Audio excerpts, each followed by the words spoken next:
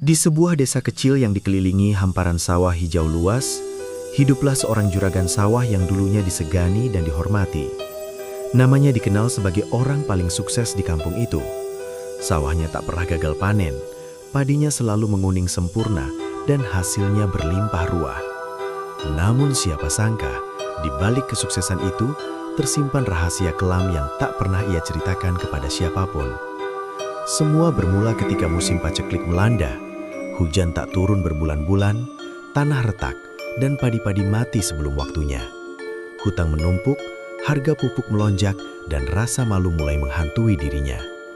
Dalam keputusasaan, ia memilih jalan yang seharusnya tak pernah disentuh manusia. Sebuah perjanjian gelap dilakukan demi mengembalikan kejayaan dan kekayaan yang sempat hilang. Awalnya semuanya terlihat indah, sawah kembali subur, hasil panen melimpah, uang datang tanpa henti. Namun setiap janji memiliki harga, dan harga itu perlahan mulai ditagih. Ini bukan sekadar cerita tentang pesugihan, ini adalah kisah nyata tentang keserakahan, ketakutan, dan penyesalan seorang juragan sawah yang akhirnya harus membayar mahal atas keputusan yang ia buat sendiri. Desa Karangrejo adalah desa kecil yang terletak di pinggiran Kabupaten Grobogan, Jawa Tengah. Desa itu tidak terlalu ramai, namun juga tidak pernah benar-benar sepi. Setiap pagi, suara ayam berkokok bersahut-sahutan, disusul suara ibu-ibu menyapu halaman dan derit sepeda para petani yang berangkat menuju sawah.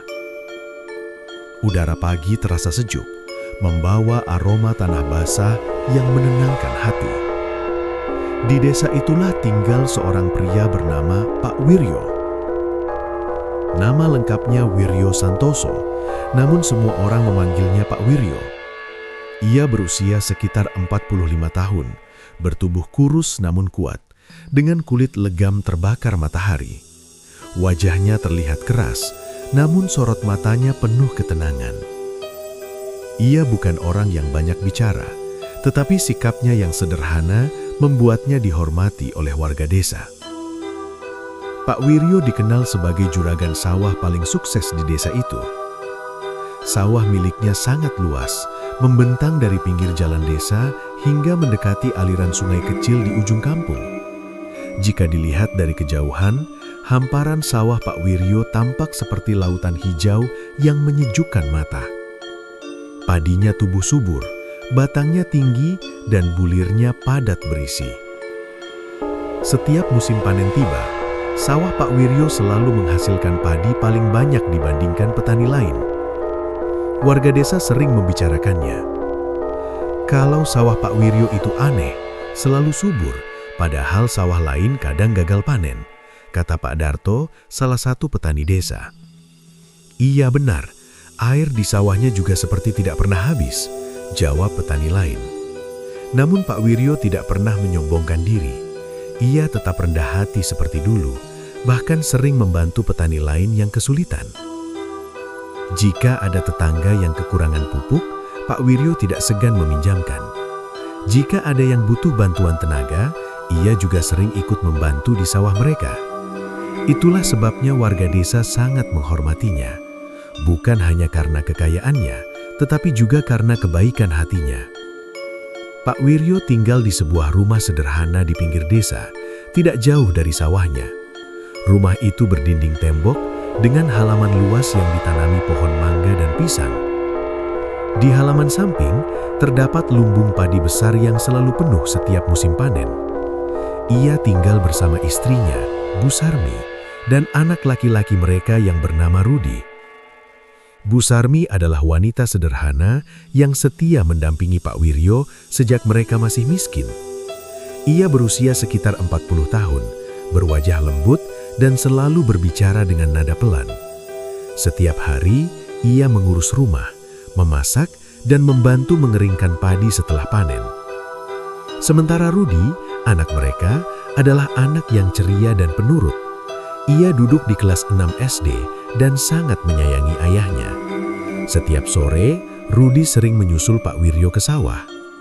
"Pak, aku ikut ya," kata Rudi suatu sore. Pak Wiryo tersenyum. "Ayo, tapi hati-hati, jangan sampai jatuh ke lumpur." Rudi berjalan di pematang sawah dengan hati-hati, sementara Pak Wiryo memeriksa tanaman padinya satu persatu. Baginya, sawah bukan sekedar sumber penghasilan. Sawah adalah hidupnya. Sawah adalah kebanggaannya. Sawah adalah masa depan keluarganya. Pak Wiryo masih ingat masa lalunya. Dulu ia bukan siapa-siapa. Ia hanya anak petani miskin yang hidup serba kekurangan. Ayahnya hanya memiliki sawah kecil, dan hasil panennya sering tidak cukup untuk makan sehari-hari. Sejak kecil, Pak Wiryo sudah terbiasa membantu di sawah. Ia pernah merasakan lapar. Ia pernah merasakan tidak punya uang. Ia pernah merasakan diremehkan. Namun semua itu tidak membuatnya menyerah. Dengan kerja keras dan ketekunan, ia mulai membeli sedikit demi sedikit tanah sawah. Awalnya hanya sebidang kecil, lalu bertambah dan terus bertambah. Butuh waktu puluhan tahun hingga akhirnya ia menjadi juragan sawah seperti sekarang. Sore itu, Pak Wiryo berdiri di tengah sawahnya. Angin sepoi-sepoi bertiup, membuat tanaman padi bergoyang seperti ombak kecil. Pak Wiryo menarik napas dalam-dalam. Ia merasa bangga, ia merasa tenang, ia merasa semua perjuangannya tidak sia-sia. Namun tanpa ia sadari, musim akan segera berubah, dan perubahan itu akan menghancurkan semua yang telah ia bangun. Di kejauhan, langit mulai tampak berbeda. Awan gelap perlahan berkumpul. Angin yang tadinya sejuk berubah menjadi kering dan panas. Pak Wiryo memandang langit dengan perasaan aneh. Entah kenapa, hatinya tiba-tiba terasa tidak tenang. Seolah-olah ada sesuatu yang buruk akan datang. Ia tidak tahu bahwa itu adalah awal dari akhir segalanya. Hari-hari berlalu seperti biasa di desa Karangrejo. Matahari tetap terbit dari timur, ayam-ayam tetap berkokok setiap pagi, dan para petani tetap berangkat ke sawah membawa harapan akan panen yang baik. Namun perlahan-lahan, sesuatu mulai terasa berbeda. Musim kemarau datang lebih cepat dari biasanya. Awalnya tidak ada yang terlalu mengkhawatirkan. Warga desa sudah terbiasa menghadapi kemarau setiap tahun. Mereka tahu kapan harus menanam, kapan harus mengairi sawah, dan kapan harus bersiap menghadapi panas. Namun, kemarau kali ini tidak seperti biasanya. Hari demi hari, panas matahari terasa semakin menyengat. Angin yang bertiup tidak lagi membawa kesejukan, melainkan hawa kering yang membuat tenggorokan terasa haus. Rumput-rumput liar mulai menguning. Tanah yang biasanya lembab kini mulai mengeras. Pak Wiryo mulai merasakan perubahan itu. Suatu pagi, seperti biasa, ia berangkat ke sawahnya. Ia berjalan menyusuri pematang dengan langkah tenang, namun ketika sampai di tepi sawah, langkahnya tiba-tiba terhenti. Ia melihat air di sawahnya mulai berkurang. Permukaan air yang biasanya menggenang kini terlihat lebih dangkal. Beberapa bagian tanah bahkan sudah mulai terlihat. Pak Wiryo berjongkok, menyentuh tanah itu dengan tangannya. Tanahnya terasa kering. Ia mengerutkan kening. Kenapa cepat sekali kering? Gumamnya pelan. Ia berdiri dan melihat ke arah saluran irigasi. Air masih mengalir, tetapi tidak sebanyak biasanya. Alirannya kecil seperti kehilangan kekuatan. Pak Wiryo mencoba menenangkan dirinya sendiri. Mungkin hanya sementara, pikirnya. Namun hari-hari berikutnya justru semakin buruk. Air irigasi semakin sedikit. Tanah sawah mulai retak di beberapa bagian. Tanaman padi yang sebelumnya hijau segar kini mulai tampak layu. Ujung-ujung daunnya menguning. Pak Wiryo mulai merasa cemas. Setiap pagi ia datang lebih awal ke sawah. Setiap sore ia pulang lebih lambat. Ia memeriksa setiap sudut sawahnya, berharap menemukan tanda-tanda bahwa semuanya akan baik-baik saja. Namun yang ia lihat justru sebaliknya. Suatu siang, Pak Darto datang menghampirinya. Pak Darto adalah tetangga sekaligus sahabat lamanya. "Wiryo?" panggil Pak Darto. Pak Wiryo menoleh. "Iya, Pak Darto?" Pak Darto berdiri di sampingnya, memandang sawah yang mulai mengering. "Air di sawahku juga mulai habis," kata Pak Darto pelan. Pak Wiryo menghela nafas panjang. "Iya, sawahku juga." Mereka berdua terdiam. Angin panas bertiup pelan, menggerakkan daun-daun padi yang mulai lemah. Sudah lama sekali tidak sekering ini, lanjut Pak Darto. Pak Wiryo hanya mengangguk. Di dalam hatinya, ia mulai merasa takut. Namun ia tidak menunjukkannya. Ia adalah juragan sawah. Ia harus terlihat kuat. Ia harus terlihat tenang. Malam itu di rumahnya, Pak Wiryo duduk di ruang tamu dengan wajah murung. Bu Sarmi datang membawa teh hangat. "Pak, minum dulu," katanya lembut. Pak Wiryo menerima gelas itu, namun tidak langsung meminumnya. Bu Sarmi duduk di sampingnya. Masih memikirkan sawah, ia mengangguk pelan. Airnya semakin sedikit. Bu Sarmi terdiam sejenak. "Insya Allah nanti juga akan turun hujan, Pak," katanya mencoba menenangkan. Pak Wiryo tidak langsung menjawab. Ia menatap lantai. Ia ingin percaya pada kata-kata istrinya, namun hatinya tidak tenang. Ia sudah bertani selama puluhan tahun. Ia tahu tanda-tandanya, dan tanda-tanda ini tidak baik. Malam semakin larut. Pak Wiryo berbaring di tempat tidur, tetapi ia tidak bisa tidur. Pikirannya dipenuhi bayangan sawahnya yang mengering, bayangan padinya yang mati, bayangan kegagalan. Ia membalikkan tubuhnya, menatap langit-langit rumah. Ia teringat masa lalunya. Ia teringat bagaimana sulitnya ia membangun semua ini. Ia tidak ingin kehilangan semuanya. Keesokan paginya, Pak Wiryo kembali ke sawah. Namun kali ini pemandangan yang ia lihat membuat dadanya terasa sesak. Beberapa tanaman padi sudah benar-benar menguning, bukan karena siap panen, melainkan karena kekeringan. Batangnya lemah, daunnya kering. Pak Wiryo berjalan pelan di antara tanaman itu. Setiap langkah terasa berat. Ia berhenti di tengah sawah. Ia memandang sekeliling. Sawah yang dulu menjadi kebanggaannya, kini mulai menunjukkan tanda-tanda kehancuran. Pak Wiryo menggenggam tangannya. Ia merasa tidak berdaya. Untuk pertama kalinya setelah bertahun-tahun, ia merasa takut kehilangan semuanya. Dan jauh di dalam hatinya, ia mulai bertanya-tanya, apakah ini hanya kemarau biasa atau awal dari sesuatu yang jauh lebih buruk? Musim panen akhirnya tiba. Namun, bukan seperti panen yang biasanya dirayakan dengan senyum dan rasa syukur. Kali ini, suasana sawah Pak Wiryo terasa sunyi.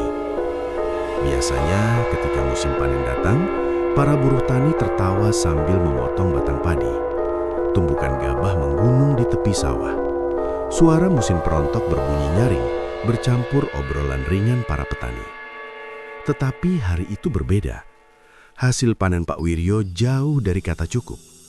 Bulir padi yang biasanya padat dan berat kini terasa ringan. Banyak yang kosong. Sebagian lagi mengering sebelum waktunya. Dari hamparan sawah yang luas, hasilnya bahkan tidak sampai setengah dari panen tahun lalu. Pak Wiryo berdiri memandangi karung-karung gabah yang tersusun rapi, namun jumlahnya sedikit. Dadanya terasa sesak. Ia mencoba menghitung dalam hati. Biaya pupuk, biaya benih, biaya buruh, biaya sewa mesin. Jika dihitung-hitung, hasil panen itu bahkan tidak cukup untuk menutup modal. Pak Wiryo menunduk. Untuk pertama kalinya, ia mengalami kerugian sebesar ini. Beberapa hari setelah panen, ia duduk sendirian di teras rumah.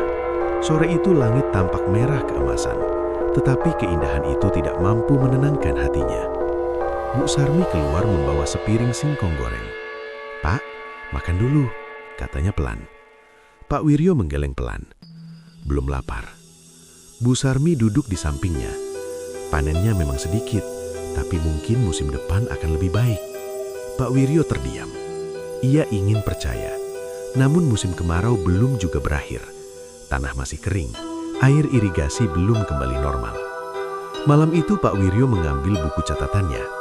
Ia membuka halaman yang berisi perhitungan keuangan sawahnya. Angka-angka itu membuat kepalanya pusing. Ia sadar, untuk bisa menanam kembali, ia membutuhkan modal. Sementara uang yang ada hampir habis. Dengan berat hati, Pak Wiryo akhirnya pergi ke koperasi desa. Ia jarang sekali berhutang.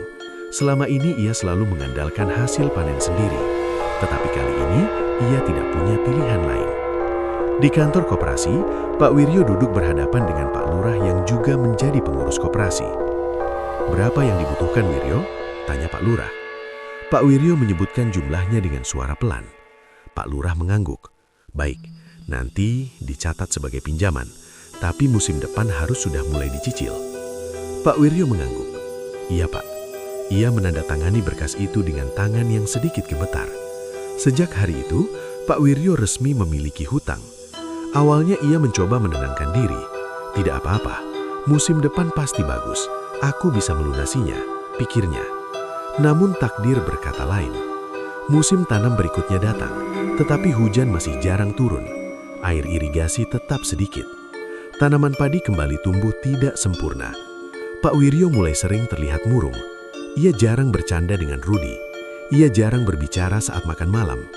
Rudi yang biasanya bercerita tentang sekolahnya, kini mulai menyadari perubahan ayahnya. Pak, nanti kalau panen banyak lagi, kita bisa beli sepeda baru ya? Tanya Rudi suatu malam. Pak Wiryo menyenyum tipis. Ya, nanti. Namun di dalam hatinya ia merasa perih. Beberapa minggu kemudian, kenyataan pahit kembali terjadi. Panen kedua kembali gagal. Hasilnya bahkan lebih sedikit dari sebelumnya. Pak Wiryo merasa dunia seperti runtuh di hadapannya. Hutang di koperasi belum terbayar. Sekarang ia butuh modal lagi. Dan itu berarti hutang baru. Desas-desus mulai terdengar di desa. Katanya sawah Pak Wiryo sekarang sering gagal panen. Padahal dulu selalu paling bagus. Entah kenapa. Bisik-bisik itu terdengar pelan, tetapi cukup membuat hati Pak Wiryo terluka. Ia merasa harga dirinya mulai runtuh. Dulu ia dihormati karena keberhasilannya. Sekarang ia mulai dipandang dengan rasa iba. Suatu malam Pak Wiryo duduk sendirian di pematang sawah. Bulan terlihat redup di balik awan tipis. Ia memandangi tanah yang retak-retak. Angin malam terasa dingin, tetapi pikirannya jauh lebih dingin. Ia menghitung lagi dalam kepalanya. Jika musim depan gagal lagi, ia bisa kehilangan sebagian sawahnya. Mungkin harus dijual untuk menutup hutang. Itu adalah hal yang paling ia takuti. Sawah itu bukan sekedar tanah. Itu adalah hasil kerja keras seumur hidupnya. Itu adalah warisan untuk anaknya. Tiba-tiba ia menggenggam tangan. Kenapa harus aku? Gumamnya lirih. Air matanya hampir jatuh tetapi ia menahannya. Ia adalah laki-laki. Ia tidak boleh terlihat lemah. Namun di dalam hatinya rasa putus asa mulai tumbuh. Semakin hari semakin besar. Dan di saat hati manusia mulai dipenuhi keputusasaan, seringkali ia menjadi mudah tergoda oleh jalan yang tidak seharusnya dipilih. Pak Wiryo belum tahu bahwa dalam waktu dekat, seseorang akan datang. Seseorang yang menawarkan solusi cepat. Solusi yang tampak seperti jawaban atas semua masalahnya. Namun solusi itu akan membawa harga yang jauh lebih mahal daripada hutang di koperasi. Dan saat itu terjadi, segalanya tidak akan pernah sama lagi. Sejak kegagalan panen yang kedua, hidup Pak Wiryo tidak pernah benar-benar tenang. Hari-harinya dipenuhi kecemasan, dan malam-malamnya dipenuhi pikiran yang tidak henti-hentinya menghantui. Ia menjadi lebih sering pergi ke sawah sendirian, bahkan saat hari sudah gelap. Bagi Pak Wiryo, sawah itu bukan hanya tempat bekerja. Sawah itu seperti bagian dari dirinya sendiri. Ia merasa, jika ia meninggalkan sawah itu terlalu lama, maka ia juga akan kehilangan harapan yang tersisa. Suatu malam, setelah makan malam sederhana bersama Bu Sarmi dan Rudi, Pak Wiryo berpamitan keluar. Mau kemana, Pak? Tanya Bu Sarmi. Ke sawah sebentar, mau lihat air irigasi. Jawabnya singkat. Bu Sarmi mengangguk. Meskipun di dalam hatinya ia merasa khawatir. Akhir-akhir ini suaminya sering pergi sendirian di malam hari. Pak Wiryo berjalan menyusuri jalan setapak menuju sawahnya. Malam itu terasa sunyi. Tidak ada suara burung, tidak ada suara jangkrik. Hanya suara langkah kakinya sendiri yang terdengar di antara gelapnya malam. Langit tertutup awan tipis. Cahaya bulan redup membuat suasana terasa semakin suram. Ketika ia sampai di dekat pematang sawah, Pak Wiryo berhenti. Ia memandang sawahnya yang gelap. Tanaman padi tampak seperti bayangan hitam yang diam dan tak bernyawa. Angin malam bertiup pelan, membawa hawa dingin yang membuat bulu kuduknya merinding. Pak Wiryo menarik napas panjang. Ia merasa lelah. Bukan hanya tubuhnya, tetapi juga jiwanya. Ia berbalik, berniat pulang. Namun saat itulah Ia melihat sesuatu. Di bawah pohon beringin tua yang berdiri tidak jauh dari pematang sawah, ada seseorang yang duduk. Pak Wiryo terdiam. Jantungnya berdetak lebih cepat. Ia yakin sebelumnya tidak ada siapapun di sana. Perlahan, ia mendekat. Sosok itu adalah seorang lelaki tua. Tubuhnya kurus, pakaiannya lusuh, rambutnya panjang dan sebagian sudah memutih. Wajahnya keriput, namun matanya terlihat tajam. Lelaki itu duduk diam, seolah sudah lama menunggu. Pak Wiryo merasa bingung. "Permisi Pak, sedang apa di sini?" tanya Pak Wiryo dengan hati-hati. Lelaki tua itu perlahan menoleh. Matanya menatap langsung ke arah Pak Wiryo. Tatapan itu membuat Pak Wiryo merasa tidak nyaman, seolah lelaki itu bisa melihat sampai ke dalam pikirannya. "Kamu Pak Wiryo," katanya pelan. Pak Wiryo terkejut. "Iya, saya Pak Wiryo. Tapi sampean siapa?" Lelaki tua itu tersenyum tipis. "Saya hanya orang lewat." Jawaban itu terasa aneh. Tidak mungkin ada orang lewat dan duduk sendirian di bawah pohon beringin pada malam hari seperti ini. Pak Wiryo mulai merasa curiga. Namun sebelum ia sempat bertanya lagi, lelaki tua itu kembali berbicara. "Sawahmu gagal panen." Pak Wiryo terdiam. Dadanya terasa sesak. Bagaimana orang ini tahu? "Itu hal biasa, Pak," jawab Pak Wiryo mencoba tenang. Lelaki tua itu menggeleng pelan. Bukan hanya sekali. Pak Wiryo tidak menjawab. Ia merasa seperti sedang dibaca. "Hutangmu mulai banyak," lanjut lelaki itu. Tangan Pak Wiryo menggenggam. Ia tidak pernah menceritakan hutangnya kepada orang lain, kecuali Bu Sarmi dan pihak koperasi. "Bagaimana sampean tahu itu?" tanya Pak Wiryo dengan suara tegang. Lelaki tua itu tidak langsung menjawab. Ia hanya tersenyum. Senyum yang sulit dijelaskan. "Kamu sudah bekerja keras seumur hidupmu, tapi sekarang semuanya mulai hilang." Kata-kata itu terasa seperti pisau yang menusuk hati Pak Wiryo. Ia tidak bisa menyangkalnya. Lelaki tua itu berdiri perlahan. Tubuhnya tampak rapuh, namun gerakannya tenang. "Apa kamu ingin sawahmu kembali subur?" tanya lelaki tua itu. Pak Wiryo terdiam. Pertanyaan itu terdengar sederhana, namun terasa berat. "Tentu saja saya ingin," jawab Pak Wiryo jujur. Lelaki tua itu mendekat satu langkah. "Ada cara." Pak Wiryo menelan ludah. "Apa maksudnya?" Lelaki tua itu menatap ke arah sawah yang gelap. "Tidak semua hal di dunia ini bergantung pada air dan pupuk," katanya pelan. Pak Wiryo tidak mengerti. Lelaki tua itu kembali menatapnya. Ada kekuatan lain. Angin tiba-tiba bertiup lebih dingin. Daun-daun pohon beringin bergesekan, menimbulkan suara berdesir yang menyeramkan. Pak Wiryo merasakan jantungnya berdetak lebih cepat. "Apa maksud sampean?" tanyanya. Lelaki tua itu tersenyum tipis. "Sawahmu bisa kembali subur, bahkan lebih subur dari sebelumnya." Harapan tiba-tiba muncul di hati Pak Wiryo. Namun bersamaan dengan itu, muncul juga rasa takut. "Bagaimana caranya?" tanyanya pelan. Lelaki tua itu tidak langsung menjawab. Ia hanya berkata, "Jika kamu benar-benar ingin menyelamatkan semuanya, datanglah ke sini lagi besok malam." Pak Wiryo terdiam. Ia ingin bertanya lebih banyak. Namun ketika ia berkedip sebentar, lelaki tua itu sudah tidak ada. Pak Wiryo terkejut. Ia melihat ke sekeliling. Kosong. Tidak ada siapapun, hanya pohon beringin tua yang berdiri diam. Angin malam bertiup pelan. Pak Wiryo merasakan bulu kuduknya berdiri. Ia tidak tahu siapa lelaki itu. Ia tidak tahu bagaimana lelaki itu tahu tentang hidupnya. Tapi satu hal yang ia tahu. Untuk pertama kalinya sejak lama, ia merasakan sesuatu yang belum pernah ia rasakan sebelumnya. Harapan.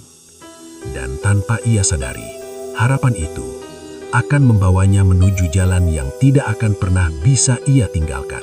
Sejak pertemuan dengan lelaki tua di bawah pohon beringin itu, pikiran Pak Wiryo tidak pernah tenang. Wajah lelaki itu terus terbayang di kepalanya. Tatapan matanya yang tajam, suaranya yang pelan, dan kata-katanya yang seolah mengetahui semua masalahnya. Ada cara. Kalimat itu terus terngiang di telinganya. Sepanjang hari, Pak Wiryo mencoba melupakan kejadian itu. Ia pergi ke sawah seperti biasa, memeriksa tanaman padinya yang semakin mengering. Namun, setiap kali ia melihat tanah yang retak dan batang padi yang lemah, ia kembali teringat pada tawaran lelaki tua itu. Menjelang sore, Pak Wiryo duduk sendirian di pematang sawah. Matahari perlahan tenggelam, meninggalkan cahaya jingga yang redup. Ia memandang hamparan sawahnya dengan perasaan campur aduk. Ia tahu, jika keadaan ini terus berlanjut, ia akan kehilangan segalanya. Sawahnya, rumahnya, dan masa depan anaknya. Malam harinya, Pak Wiryo duduk di ruang tamu bersama Bu Sarmi dan Rudi. Namun ia tidak benar-benar mendengarkan apa yang mereka bicarakan. Pikirannya melayang jauh. "Pak," panggil Bu Sarmi pelan. Pak Wiryo tersentak. "Iya? Dari tadi kok diam saja?" Pak Wiryo memaksakan senyum. "Tidak apa-apa, hanya capek." Namun Bu Sarmi tahu ada sesuatu yang sedang dipikirkan suaminya. Setelah Rudi tidur, Bu Sarmi kembali bertanya, "Pak, sampean sedang ada masalah?" Pak Wiryo terdiam sejenak.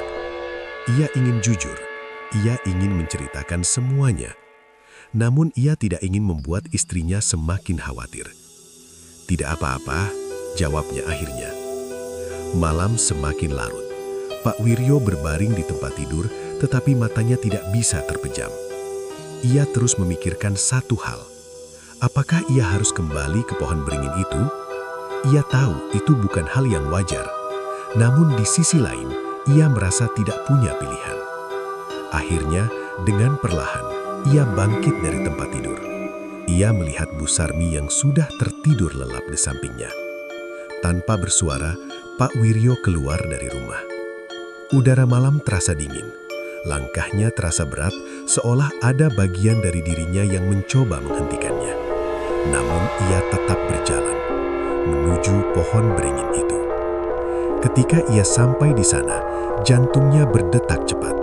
Dan benar saja, lelaki tua itu sudah ada di sana, duduk di tempat yang sama, seolah sudah menunggunya. "Kamu datang," kata lelaki itu pelan. Pak Wiryo berdiri diam. "Iya." Lelaki tua itu berdiri perlahan. "Berarti kamu sudah siap mendengar." Pak Wiryo menelan ludah. "Sampean bilang ada cara untuk menyelamatkan sawah saya." Lelaki tua itu mengangguk. "Ada." Ia menunjuk ke arah sawah Pak Wiryo. Sawah itu memiliki penunggu. "Penunggu?" Pak Wiryo mengerutkan kening. "Penunggu?" Lelaki tua itu mengangguk pelan. "Iya, makhluk yang sudah ada jauh sebelum kamu lahir. Makhluk yang bisa membuat tanah menjadi subur atau kering." Pak Wiryo merasa bulu kuduknya merinding. Ia tidak tahu apakah ia harus percaya atau tidak. "Tapi kenapa sawah saya jadi kering?" tanya Pak Wiryo. Lelaki tua itu menatapnya dalam-dalam. "Karena penunggu itu tidak lagi memberi berkahnya." Pak Wiryo terdiam. "Bisakah dikembalikan?" tanyanya pelan. Lelaki tua itu tersenyum tipis. "Bisa." Harapan kembali muncul di hati Pak Wiryo. "Bagaimana caranya?"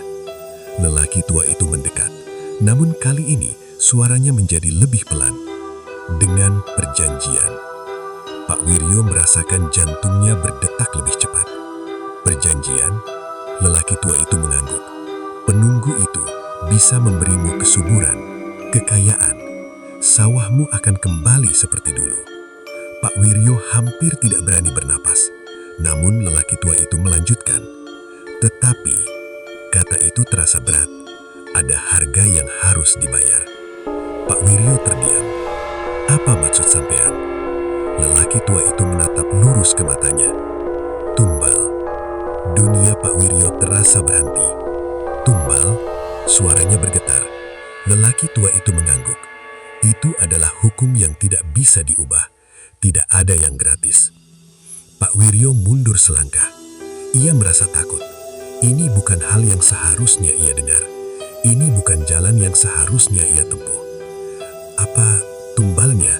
tanya Pak Wiryo dengan suara hampir tidak terdengar. Lelaki tua itu tidak langsung menjawab. Ketika waktunya tiba, penunggu itu akan mengambil sendiri. Pak Wiryo merasa tubuhnya lemas. Ia teringat wajah Bu Sarmi, ia teringat wajah Rudi, ia teringat keluarganya.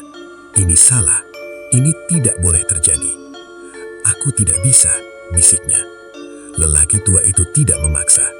Ia hanya berkata, "Kalau kamu menolak, sawahmu akan mati, hutangmu akan semakin besar, dan suatu hari kamu akan kehilangan segalanya."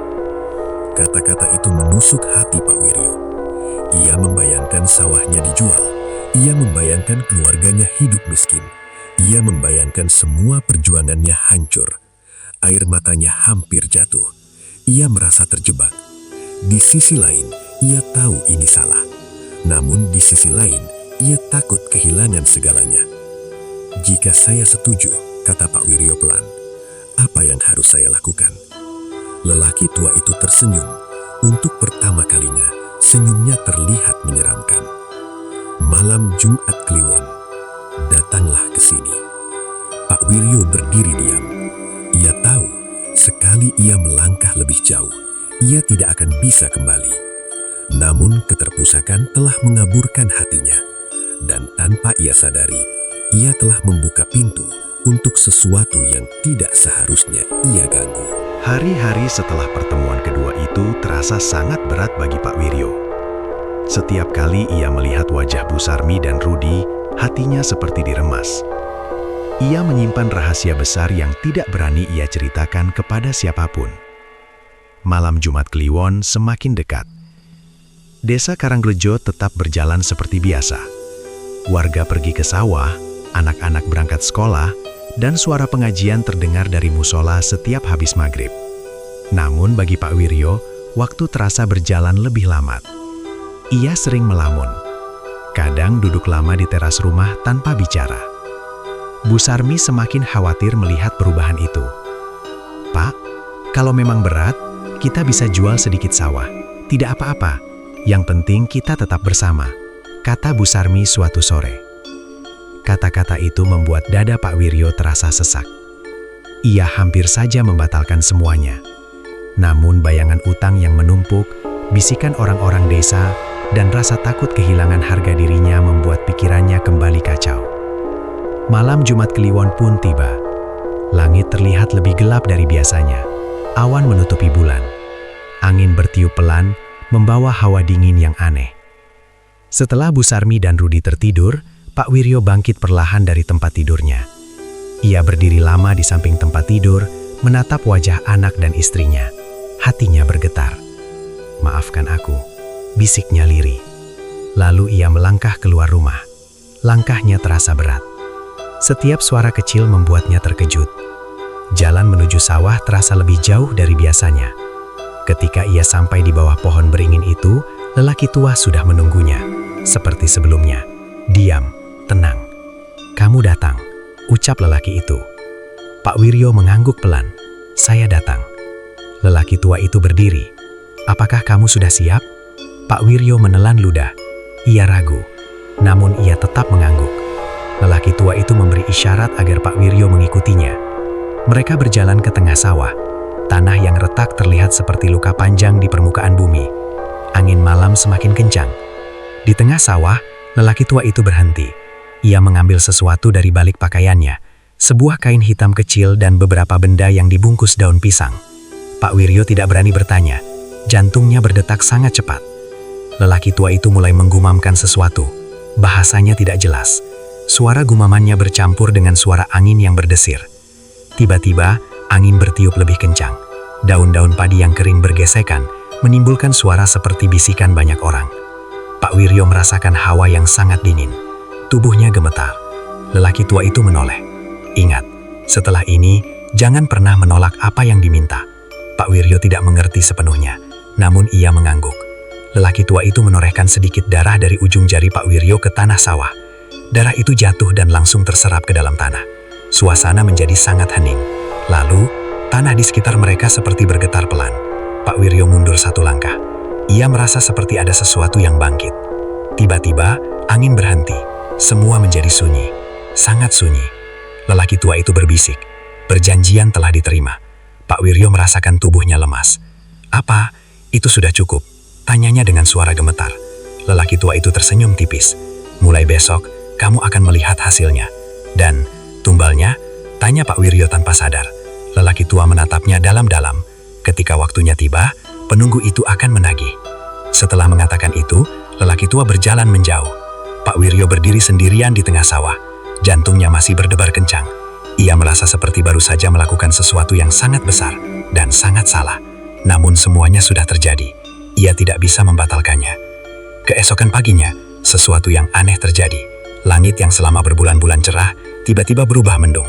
Awan hitam berkumpul, dan menjelang siang, hujan turun. Deras, sangat deras. Warga desa bersorak gembira. Hujan, akhirnya hujan. Air mengalir memenuhi saluran irigasi. Sawah-sawah kembali basah. Pak Wiryo berdiri di depan rumahnya, menatap hujan dengan perasaan campur aduk. Beberapa minggu kemudian, perubahan semakin jelas. Tanaman padi di sawah Pak Wiryo tumbuh lebih cepat dibandingkan sawah lain. Warnanya hijau pekat, batangnya tebal, bulirnya mulai terlihat padat. Pak Darto sampai heran. "Luar biasa Wiryo, sawahmu paling bagus sekarang." Pak Wiryo hanya tersenyum tipis. Ia tidak merasa bangga, ia justru merasa takut. Setiap malam, ia mulai bermimpi. Ia melihat sosok perempuan berambut panjang berdiri di tengah sawah. Wajahnya pucat, matanya kosong. Perempuan itu tidak pernah berbicara, hanya menatapnya. Namun suatu malam, sosok itu akhirnya bersuara, "Aku akan datang menagih." Pak Wiryo terbangun dengan keringat dingin. Napasnya terengah-engah. Ia melihat ke samping. Bu Sarmi dan Rudi tertidur pulas. Namun hatinya tahu, perjanjian itu nyata, dan sesuatu sedang menunggu waktunya. Sejak hujan turun dan sawahnya kembali subur, kehidupan Pak Wiryo perlahan terlihat membaik di mata orang-orang desa. Tanaman padi tumbuh jauh lebih cepat dibandingkan sawah lain, warnanya hijau pekat, batangnya kokoh, dan bulirnya tampak berat berisi. Setiap orang yang melewati sawahnya pasti berhenti sejenak. "Luar biasa Wiryo, sawahmu seperti tidak kena kemarau," kata Pak Darto suatu pagi. Pak Wiryo hanya tersenyum tipis. Ia tidak lagi merasa bangga mendengar pujian itu. Justru setiap pujian terasa seperti pengingat akan sesuatu yang tidak beres. Panen kali ini benar-benar melimpah. Karung-karung gabah tersusun tinggi di halaman rumahnya. Lumbung yang sebelumnya hampir kosong kini kembali penuh. Hutangnya di koperasi mulai ia cicil sedikit demi sedikit. Secara lahiriah semuanya tampak kembali normal. Namun di dalam hati Pak Wiryo ada rasa gelisah yang tidak pernah pergi. Ia mulai sering terbangun di tengah malam. Kadang ia mendengar suara langkah di luar rumah, kadang ia merasa seperti ada yang berdiri di dekat jendela. Namun setiap kali ia membuka pintu, tidak ada siapapun, hanya angin malam yang bertiup pelan. Suatu malam, Pak Wiryo kembali bermimpi. Ia berdiri di tengah sawahnya yang hijau.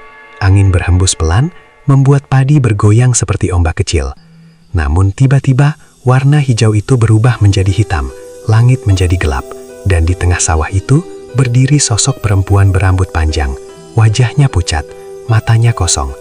Pak Wiryo mencoba bergerak, tetapi kakinya seperti tertanam di tanah. Perempuan itu melangkah mendekat. Setiap langkahnya membuat tanah di sekitarnya mengering dan retak. "Aku akan datang menagih," bisiknya. Pak Wiryo terbangun dengan napas terengah-engah. Keringat dingin membasahi tubuhnya. Ia menoleh ke samping. Rudi tidur dengan tenang. Melihat wajah anaknya, hati Pak Wiryo terasa semakin berat. Ia mulai menyadari satu hal, perjanjian itu belum selesai, hanya menunggu waktu. Sejak saat itu, sikap Pak Wiryo mulai berubah. Ia menjadi lebih pendiam, lebih mudah marah, lebih sering menyendiri. Bu Sarmi semakin khawatir. "Pak, akhir-akhir ini sampean seperti orang lain," katanya suatu sore. Pak Wiryo tidak menjawab, ia hanya duduk menatap sawah dari kejauhan. "Apa masih memikirkan hutang?" Pak Wiryo menggeleng pelan. Hutang memang hampir lunas, namun yang mengganggu pikirannya bukan lagi soal uang. Ia takut akan sesuatu yang tidak terlihat. Suatu malam, ketika listrik desa padam, suasana rumah menjadi gelap gulita. Hanya cahaya lampu minyak yang menerangi ruang tengah. Rudi duduk di lantai, belajar dengan cahaya redup. Tiba-tiba Rudi berhenti menulis. Ia menoleh ke arah pintu. Pak Wiryo yang sedang duduk termenung menoleh. Iya, ada perempuan di luar. Darah Pak Wirya terasa berhenti mengalir. Apa? Rudi menunjuk ke arah jendela. Tadi ada yang berdiri di sana. Rambutnya panjang. Bu Sarmi langsung berdiri dan membuka pintu. Tidak ada siapapun, hanya gelap dan angin malam. Jangan bercanda, Ruth, kata Bu Sarmi mencoba menenangkan. Rudi menggeleng. Aku tidak bercanda, Bu. Pak Wiryo berdiri perlahan, kakinya terasa lemas. Ia berjalan keluar rumah. Ia memandang ke arah sawah. Dan untuk sesaat, ia merasa melihat bayangan putih berdiri di pematang. Namun ketika ia mengedipkan mata, bayangan itu hilang. Sejak malam itu, Rudi mulai sering sakit kepala. Kadang ia mengigau saat tidur.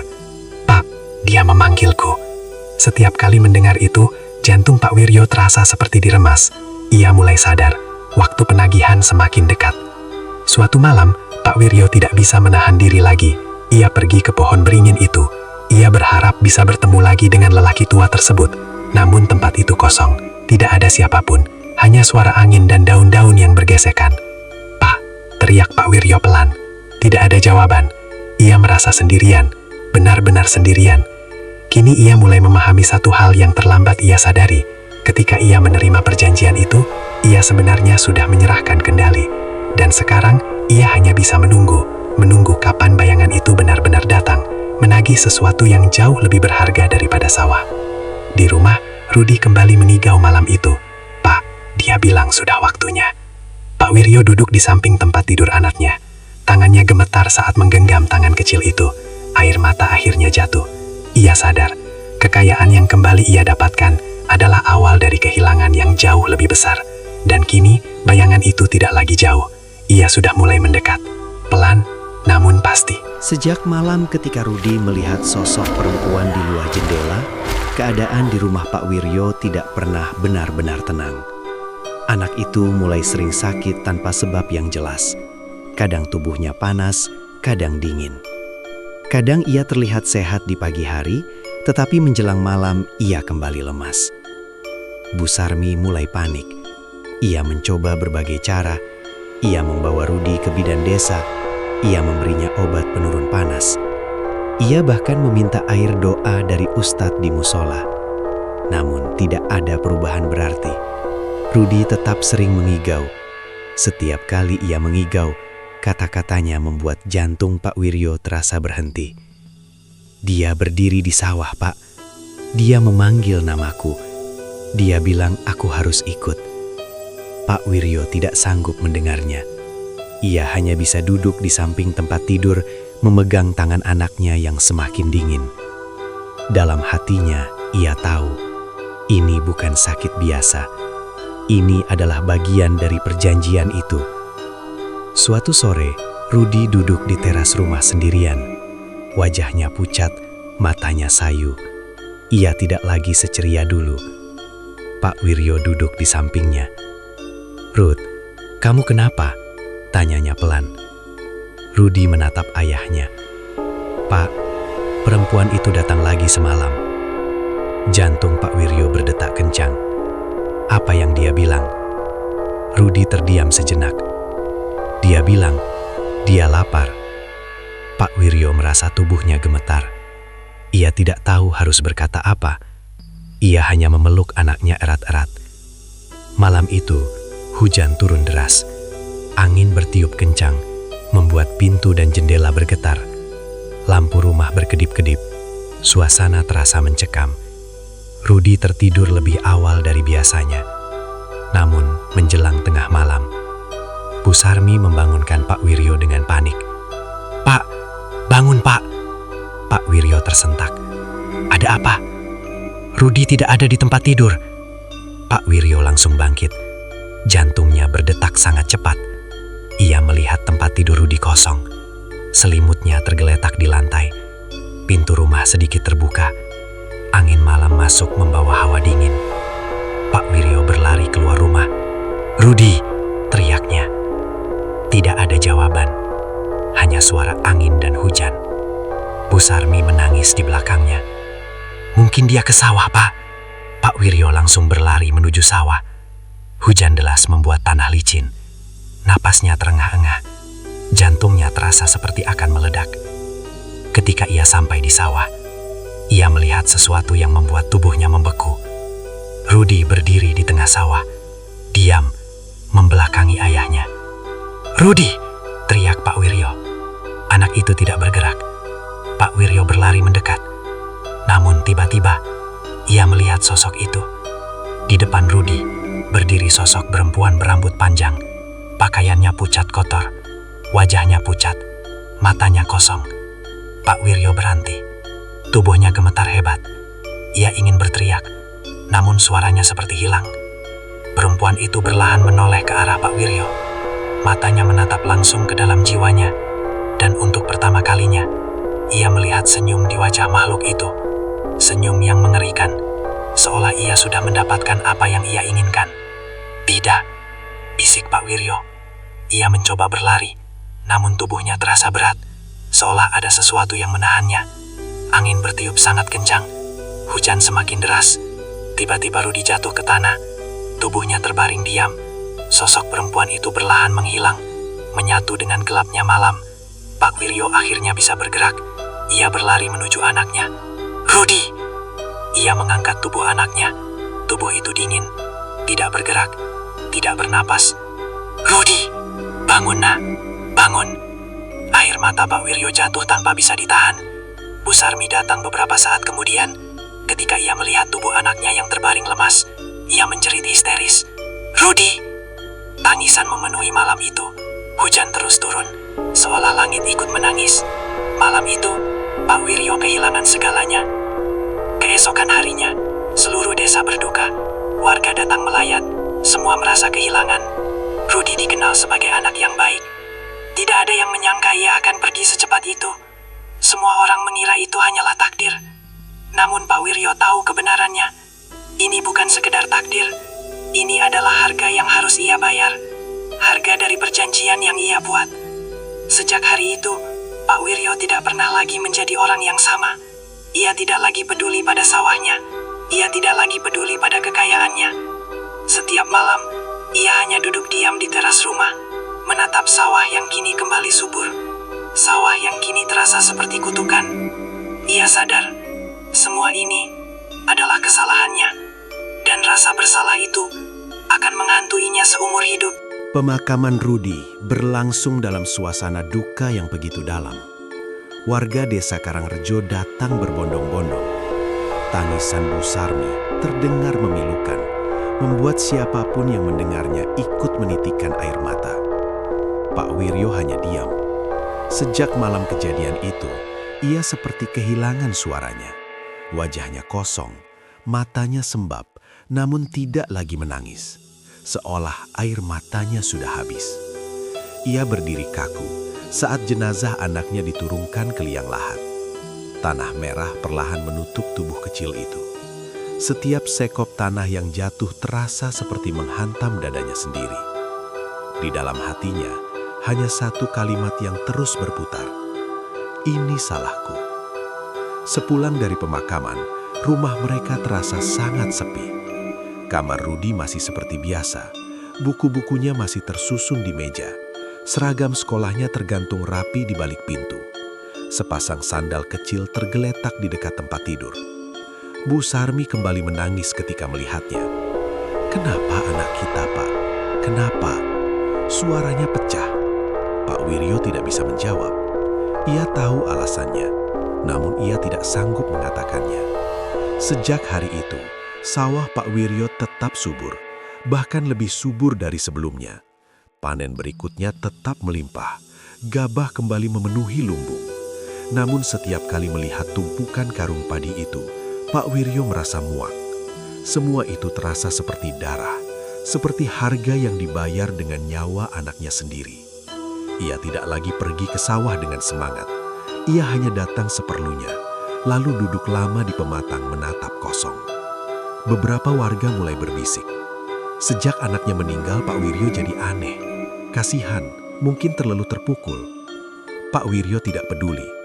Suatu malam, ketika ia duduk sendirian di sawah, angin kembali bertiup dingin seperti malam perjanjian itu. Ia menunduk. "Sudah kau ambil anakku," bisiknya lirih. "Apalagi yang kau mau?" Tiba-tiba, angin berhenti. Suasana menjadi sunyi, sangat sunyi. Lalu terdengar suara lirih di belakangnya. Aku belum selesai. Pak Wiryo membeku. Ia perlahan menoleh. Sosok perempuan itu kembali berdiri di tengah sawah. Wajahnya tetap pucat, matanya kosong. Namun kali ini senyumnya lebih lebar. Pak Wiryo gemetar. "Apalagi yang kau inginkan?" Sosok itu tidak menjawab dengan kata-kata. Namun tiba-tiba tanah di sekitar sawah mulai berubah. Tanaman padi yang hijau perlahan menguning. Batangnya layu, daunnya kering. Dalam hitungan detik, sawah yang subur itu kembali menjadi kering dan retak. Pak Wiryo terjatuh ke lututnya. "Tidak, tidak!" Sosok itu menghilang, meninggalkan tanah yang mati. Keesokan paginya, warga desa gempar. Sawah Pak Wiryo yang semalam masih hijau, kini mengering. Semua tanaman mati. Tidak ada satupun yang tersisa hidup. Pak Darto datang menghampirinya. "Wiryo, ini bagaimana bisa terjadi?" Pak Wiryo hanya diam. Ia tidak lagi terkejut. Ia sudah tahu. Perjanjian itu bukan hanya mengambil tumbal. Ia juga tidak pernah menjanjikan kebahagiaan. Ia hanya memberi harapan sementara, lalu menghancurkan segalanya. Hutang yang hampir lunas kini kembali menghantui. Tanaman mati berarti kerugian besar. Modal habis, sawah rusak. Beberapa minggu kemudian, Pak Wiryo terpaksa menjual sebagian sawahnya untuk menutup kerugian. Setiap kali ia menandatangani surat jual beli, hatinya terasa seperti disayat. Tanah yang ia kumpulkan selama puluhan tahun hilang satu persatu. Bu Sarmi kini lebih sering diam, tatapannya kosong. Hubungan mereka menjadi renggang, bukan karena marah, tetapi karena rasa kehilangan yang terlalu dalam. Suatu malam, Pak Wiryo kembali mendatangi pohon beringin itu. Ia berteriak, "Keluar kau, tunjukkan dirimu." Namun tidak ada siapapun. Lelaki tua itu tidak pernah muncul lagi. Seolah ia hanya bayangan, seolah semua itu hanya cara untuk menjebaknya. Pak Wiryo terduduk di bawah pohon itu. Ia menangis. Tangis yang tertahan selama ini akhirnya pecah. "Aku bodoh, aku terakus." Ia memukul tanah dengan tangannya. Namun penyesalan tidak bisa mengubah apapun. Anaknya tidak akan kembali, sawahnya tidak akan seperti dulu, dan hidupnya tidak akan pernah sama lagi. Perlahan-lahan, warga desa mulai menjaga jarak. Bukan karena mereka tahu kebenaran, tetapi karena suasana di sekitar Pak Wiryo terasa berbeda. Suram, dingin, dan penuh kesedihan. Pak Wiryo kini hidup dalam dua hukuman sekaligus. Kehilangan anaknya, dan hidup dengan rasa bersalah yang tidak pernah hilang. Ia sadar, kadang manusia tidak dihancurkan oleh kemiskinan, tetapi oleh keputusan salah yang diambil saat putus asa. Dan kini, ia hanya bisa menunggu akhir dari semua yang telah ia mulai sendiri. Waktu terus berjalan. Tetapi bagi Pak Wiryo, hidup terasa seperti berhenti di malam ketika ia kehilangan anaknya. Rumah yang dulu penuh tawa, kini menjadi sunyi. Tidak ada lagi suara langkah kecil berlari di lantai. Tidak ada lagi suara Rudi memanggil ayahnya setiap sore. Yang tersisa hanya kenangan dan rasa bersalah yang tidak pernah pergi. Sebagian besar sawah Pak Wiryo sudah terjual. Tanah yang dulu menjadi kebanggaannya, kini dimiliki orang lain. Ia hanya menyisakan sebidang kecil sawah di belakang rumah. Itu pun tidak lagi ia rawat dengan sungguh-sungguh. Pak Wiryo berubah menjadi pria yang berbeda. Tubuhnya semakin kurus. Rambutnya mulai memutih. Tatapannya kosong. Ia lebih sering duduk sendirian di teras rumah, menatap ke arah sawah yang kini bukan lagi miliknya. Bu Sarmi pun tidak lagi seperti dulu. Ia tetap tinggal bersama Pak Wiryo, tetapi hubungan mereka terasa dingin. Bukan karena benci, tetapi karena luka yang terlalu dalam untuk disembuhkan. Mereka sama-sama kehilangan. Namun Bu Sarmi tidak pernah tahu penyebab sebenarnya. Dan Pak Wiryo tidak pernah berani mengatakannya. Suatu malam, seperti biasa, Pak Wiryo duduk sendirian di teras. Angin malam bertiup pelan. Langit gelap tanpa bintang. Ia menatap tanah di depannya. "Aku sudah kehilangan semuanya," bisiknya pelan. Tiba-tiba angin berhenti. Suasana menjadi sunyi. Sangat sunyi. Pak Wiryo merasakan hawa dingin yang familiar. Perlahan ia mengangkat kepalanya. Dan di sana, di tengah halaman rumahnya, sosok perempuan itu kembali berdiri. Wajahnya pucat. Rambutnya panjang menutupi sebagian wajahnya. Matanya kosong. Namun kali ini, Pak Wiryo tidak lagi merasa takut seperti sebelumnya. Ia hanya merasa lelah. Sangat lelah. "Apalagi yang kau inginkan?" tanya Pak Wiryo dengan suara lemah. Sosok itu tidak langsung menjawab. Ia hanya menatap Pak Wiryo.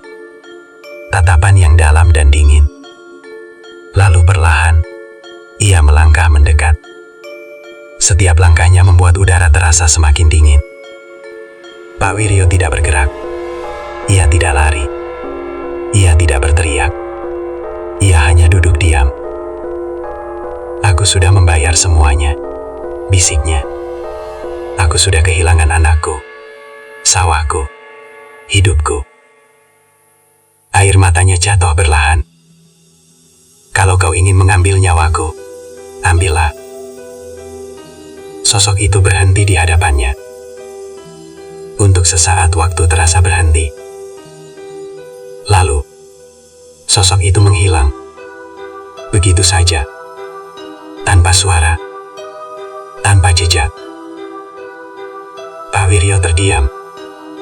Ia tidak mengerti. Apakah semuanya sudah selesai? Ataukah ini hanya awal dari sesuatu yang lain? Sejak malam itu, kesehatan Pak Wiryo mulai menurun. Ia sering sakit. Tubuhnya lemah. Ia jarang makan. Ia jarang bicara. Suatu pagi, Pak Darto datang menjenguknya.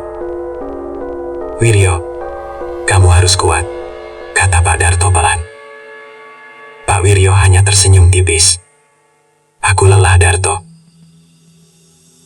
Beberapa hari kemudian, Pak Wiryo meminta Bu Sarmi duduk di sampingnya.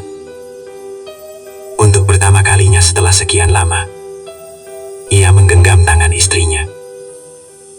"Maafkan aku," bisiknya. Bu Sarmi menangis. "Jangan bicara seperti itu, Pak." Pak Wiryo menatap istrinya dengan mata berkaca-kaca.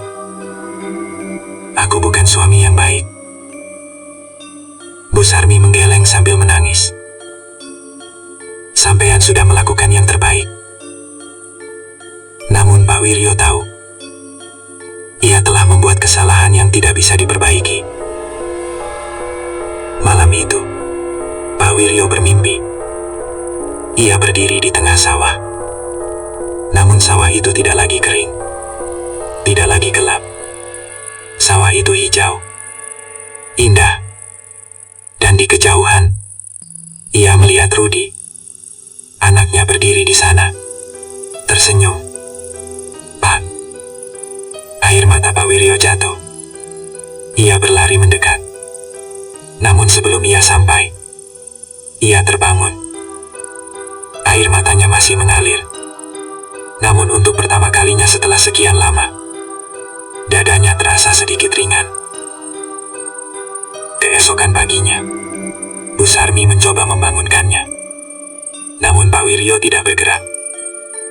Wajahnya tenang, seolah ia hanya tertidur. Namun ia tidak pernah bangun lagi. Pak Wiryo meninggal dunia pagi itu. Warga desa datang melayat. Semua mengenangnya sebagai juragan sawah yang pernah sukses. Namun juga sebagai pria yang hidupnya berubah setelah kehilangan anaknya. Sawah-sawahnya kini dimiliki orang lain. Rumahnya menjadi sunyi. Dan kisahnya menjadi cerita yang dibisikkan dari mulut ke mulut. Cerita tentang seorang pria yang mencoba melawan takdir, namun justru kehilangan segalanya. Sejak saat itu, warga desa percaya bahwa tidak ada kekayaan yang datang tanpa harga, dan tidak ada perjanjian gelap yang berakhir dengan kebahagiaan. Pohon beringin di tepi sawah itu masih berdiri sampai sekarang. Diam, sunyi, seolah menyimpan rahasia. Dan kadang, pada malam tertentu, warga desa mengaku melihat sosok bayangan berdiri di sana, menunggu seseorang yang cukup putus asa untuk mengulangi kesalahan yang sama. Kini sawah itu tak lagi hijau seperti dulu. Angin yang berhembus terasa lebih dingin, dan warga desa masih berbisik-bisik jika melewati pematang tempat semua itu bermula. Rumah besar sang juragan berdiri kosong, menyisakan cerita yang tak akan pernah benar-benar hilang dari ingatan. Kekayaan yang dulu dibanggakan ternyata hanya sementara. Sawah yang sempat melimpah kembali gagal panen. Hutang yang ingin dihindari justru berganti dengan penderitaan yang jauh lebih berat. Dan yang paling menyakitkan, harga yang harus dibayar bukanlah sekedar uang atau harta, melainkan kebahagiaan dan keluarga sendiri. Kisah ini menjadi pengingat bagi siapapun yang mendengarnya, bahwa jalan pintas menuju kekayaan seringkali membawa kita pada jurang yang lebih dalam. Tidak ada hasil tanpa usaha dan doa yang tulus. Dan tidak ada perjanjian gelap yang berakhir tanpa penyesalan. Semoga cerita ini menjadi pelajaran bahwa kesabaran, kerja keras, dan kejujuran jauh lebih bernilai daripada kekayaan yang datang secara instan. Karena pada akhirnya bukan seberapa banyak harta yang kita miliki, melainkan seberapa bersih cara kita mendapatkannya.